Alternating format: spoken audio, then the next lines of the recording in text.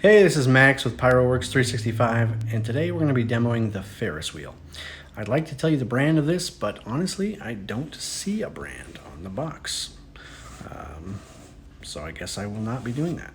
One thing I do know, it is safe and sane. So you folks in California, if you like this, you can pick it up. I guess the government won't hassle you about it. No promises. But anyway, the Ferris wheel, as you can see, 20 bucks is what it was advertised for. I think I got it for 10 or 15. I picked this up last year and I liked it, so I figured it'd be a cool thing to showcase on the channel. Yeah, it's just a fountain that spins around like a Ferris wheel. So let's go ahead and see if my memory is correct and it is worth seeing. This is the Ferris wheel fountain from a brand I don't know.